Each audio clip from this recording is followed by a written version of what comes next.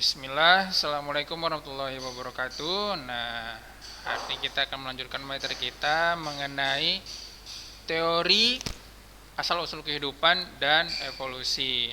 Seperti yang Anda bilang kemarin, teori ini asal-usul kehidupan dan evolusi hanya sekedar teori.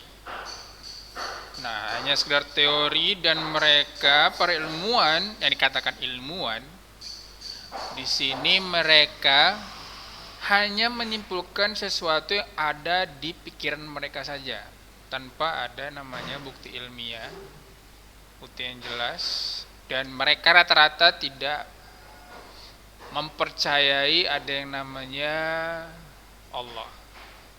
Ya, jadi mereka tidak ada yang namanya kreator, itu nggak ada. Semuanya ini katanya mereka semuanya terjadi karena ilmiah bisa dijelaskan. Mereka berpikiran seperti itu karena mereka pun sebenarnya nggak tahu jawabannya. Kenapa? Oke, mereka bisa menjelaskan seperti ini, seperti ini, teorinya seperti ini, seperti ini. Tapi mereka juga tidak bisa membuktikan teori mereka, hanya sebagai hipotesis saja. Jadi mereka ini adalah kalau Ana bilang ya, seperti menghayal mereka ini. Jadi untuk kali ini Ana akan membahas ya sedikit-sedikit saja tentang masalah ini. Dan Ana rasa antum bisa hanya sekedar tahu aja, bukan untuk diamalkan ya. Yang terutama antum harus tahu yang ilmu yang paling benar itu adalah ilmunya dari Al-Quran dan juga Sunnah Rasulullah SAW. Itu aja panduannya, bukan dari buku-buku yang bisa mengarah ke tidak ada yang namanya Tuhan atau Allah. Ini salah satu teori-teori yang bisa menyesatkan juga. Jadi makanya Ana bilang di awal, ini teori asal usul kehidupan atau evolusi ini Ana hanya pengen antum tuh hanya sekedar tahu, bukan untuk diamalkan. Dan antum bukan ternyata gitu, bukan. Ana nggak mau seperti itu ya. Ternyata itu manusia itu dari monyet. Bukan itu maksud Ana. Ini sebenarnya para ilmuwan itu sebenarnya mereka mereka-reka aja. Ya, mereka-reka dan tidak tahu juga jawabannya. Jadi jangan seperti mereka yang dikatakan ilmuwan, kita ikut seperti mereka ya. Oke, lanjut. Ada berbagai macam teori asal-usul kehidupan. Ada yang mengira bahwa makhluk hidup itu berdasarkan dari hewan mati, atau berdasarkan dari yang benda mati. Ada juga yang berdasarkan dari bahan-bahan kimia. Ada juga yang berdasarkan dari hewan sebelumnya. Teorinya itu seperti apa aja? Ada teori abiogenesis. Teori abiogenesis ini adalah teori yang menandakan bahwa semua organisme itu berasal dari benda mati. Berasal dari benda mati.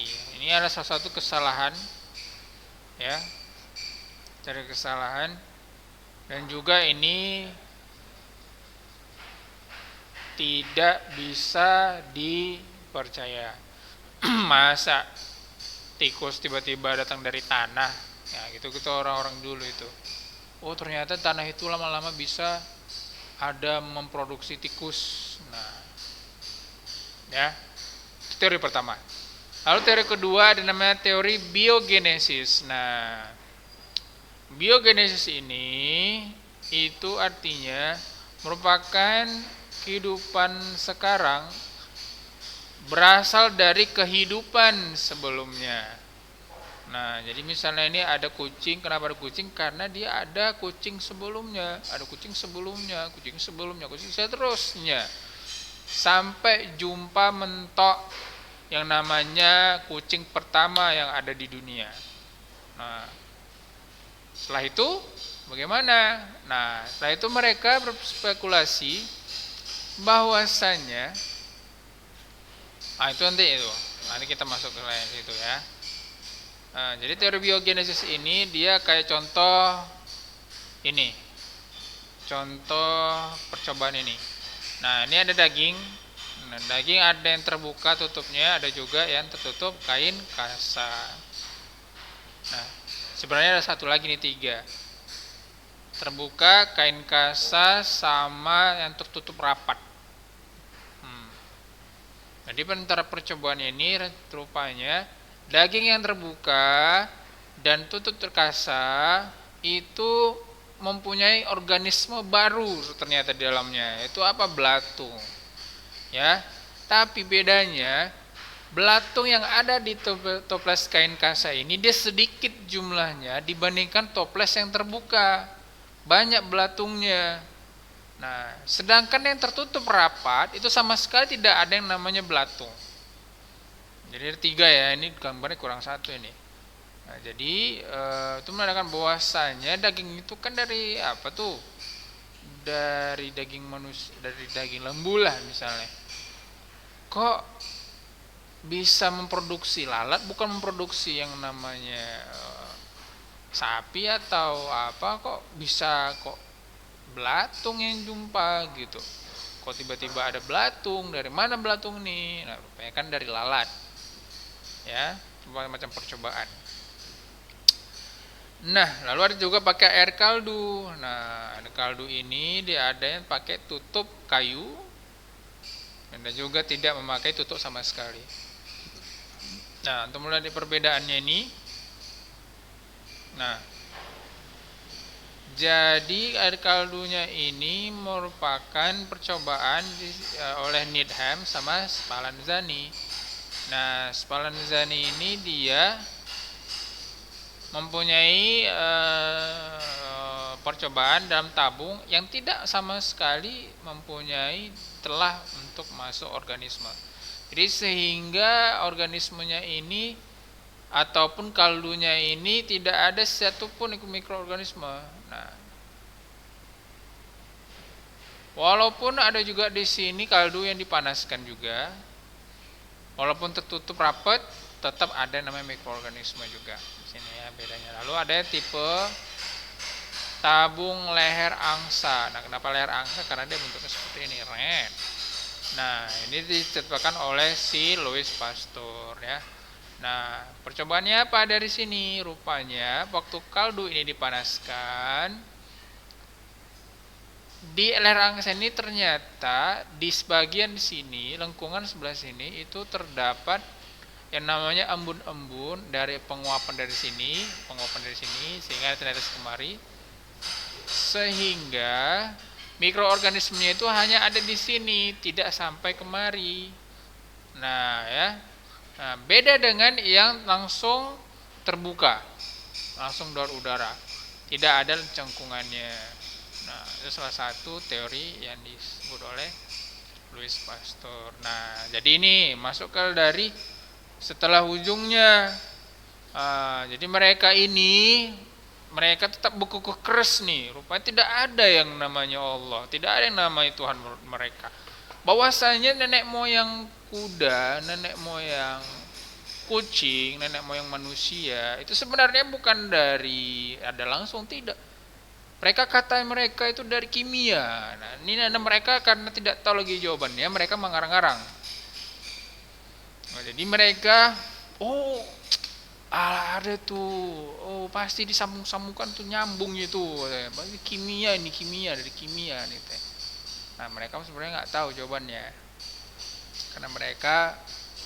Karena apa? Karena otak manusia itu mempunyai keterbatasan. Cuma dipaksa-paksakan ya berpikir supaya terkenal.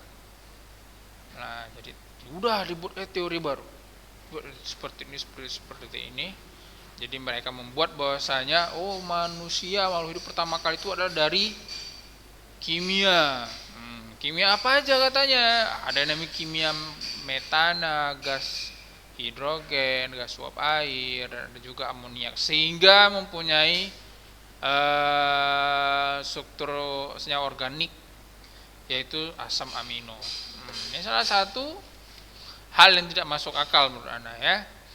Ya, semuanya itu akalnya karena diciptakan sama Allah, diciptakan oleh Allah. Semuanya ada. Nah, kun fayakun. Semua terjadi, kalau terjadi terjadilah. Jadi. Gampang Allah buat alam semesta ini. Gampang Allah juga menghancurkannya. Gampang sekali. Nah, ya, membuat sesuatu gampang sekali. Tidak ada yang tidak mungkin sama Allah. Allah yang semua maha kuasa. Ya. Nah, kita sebagai hamba fokusnya apa? Yaitu menyembah Allah, ya. Antum bekerja cari pahala, antum bekerja nanti punya nikah, punya anak, cari pahala. Pahala bimbing tuh istri, bimbing tuh anak, ya, sholat, cari nafkah juga. Jangan antum kira bayar minyak sholat, bayar minyak duit tanpa ada kerja, tidak. Ya, ada usaha dan ikhtiar. Ada berdoa dan ikhtiar, ya. Nah, itu dia. Banyak juga teori yang lainnya, namun karena sih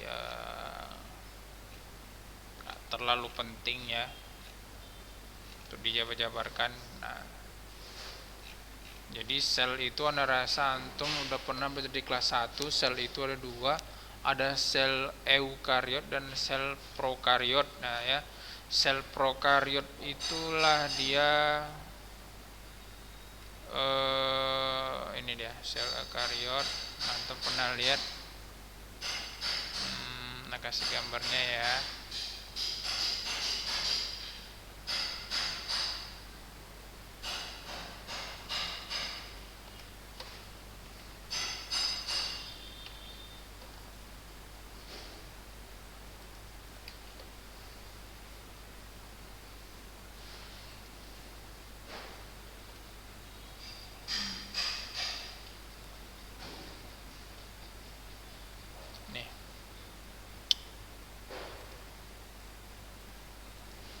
Nah, di sini ada dua jenis sel.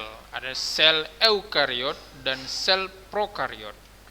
Nah, sel eukariot itu adalah sel yang mempunyai inti sel.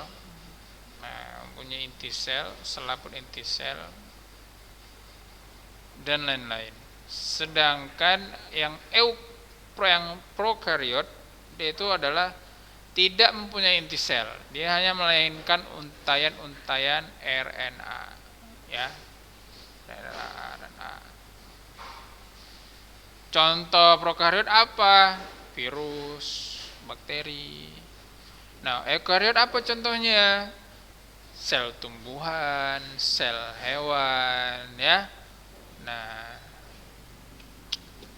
baik, kita lanjut lagi.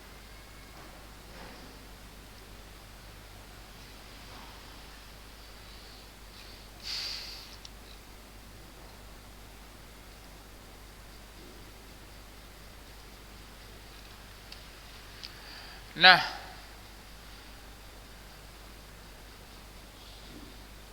jadi itu adalah teori asal-usul kehidupan. Nah, dulu mereka tuh bilang bahwanya ada yang namanya nenek moyang prokariot. Nah, dari prokariot ini dia bisa berbelah, tiba-tiba nggak pecah kongsi dia. Ada yang jadi prokariot, jadi ada eukariot. Bila salah satu jadi nenek moyang prokariot, tetap konsisten dia dari awal. Terus ada juga yang aku nggak senang, nggak nyaman jadi prokariot, jadi eukariot aja. Nggak bisa seperti ini mereka. Jadi tiba-tiba ada dua gitu. Dari mana datangnya bisa ada dua gini? Ya.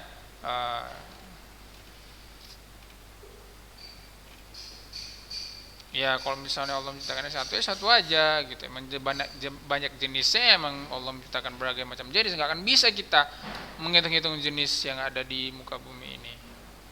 Hanya jadi kayak pohon akar tuh, jadi lama-lama jadi satu. Nah, satu nenek moyang prokariot katanya. Wah, ada aja ya. Nah, antum mau disamakan dengan satu sel seperti ini kan nggak mungkin gitu. Nah, itu adalah teori asal usul kehidupan, ya. Dari mana manusia datang, dari mana ini hewan datang. Nah, itu pendapat orang yang jahil menurut Anda. Dan sementara kita tahu manusia itu datangnya Allah sendiri yang ciptakan, langsung Adam dan Hawa, ya. Bukan Adam dan Bambang, bukan ya. Adam dan Hawa, ya. Jadi sepasang, ya itulah manusia. Ada laki-laki, ada perempuan. Nah, bukan Siti sama Hawa, bukan. Bukan perempuan semua, bukan laki semua, enggak.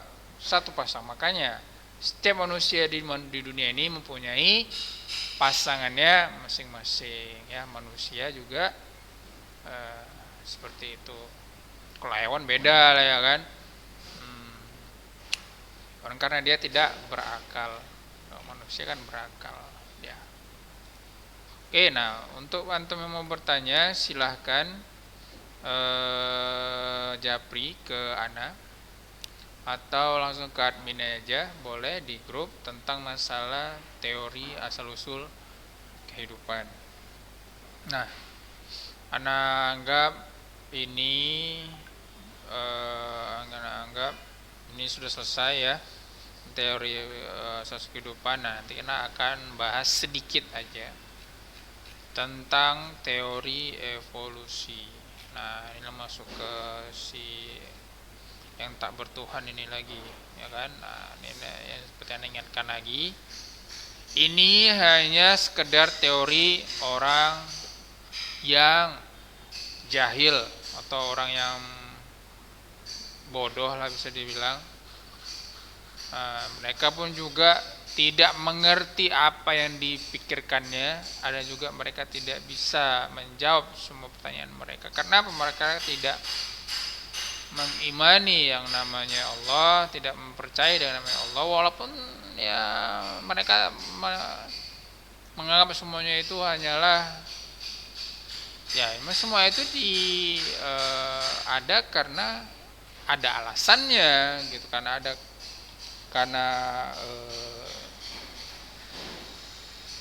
semua itu bisa dijelaskan secara ilmiah. Nah, itulah bangsa-bangsa ateis itu. Ya di sekarang pun juga di dunia ini banyak bangsa ateis yang tidak mempercayai dengan adanya Tuhan. Publik figur, ilmuwan, macam-macam. Ya, semoga kita dijauhkan dari hal seperti itu, anak keturunan kita dijauhi seperti itu. Nah, walaupun nanti antum belajar jadi guru biologi, nah antum sudah tahu nih ilmunya, ya. Antum harus bilang ke anak-anak bahwasanya mereka ini teori yang tidak berlandaskan pembuktian yang jelas, hanya menghayal belaka, ya. Tidak ada yang namanya bisa buktikan kalau misalnya dulu jerapah itu lehernya pendek, nggak ada. Nggak ada bisa membuktikan bahwasanya manusia itu dari monyet. Bisa. Nggak bisa seperti itu, ya. Kalau misalnya manusia berubah jadi awalnya dari monyet, kenapa masih sekarang tuh masih ada monyet? Seharusnya monyet-monyet itu jadi manusia semua lah, nggak ada namanya monyet. Gorila itu nggak ada. Semuanya jadi manusia, ya kan? Nah, itulah dia. Oke. Nah, jadi besok insya Allah Anda akan ceritakan tentang hal-hal hayalan mereka lagi tentang teori evolusi. Oke? Ya, tapi karena antum di kelas 12, antum hanya ingat, seperti saya bilang tadi, hanya sekedar tahu, ya, bukan untuk diamalkan dan antum percaya akan hal itu. Ya, oke, cukup sekian untuk hari ini. Terima kasih antum sudah mendengarkan. Assalamualaikum warahmatullahi wabarakatuh.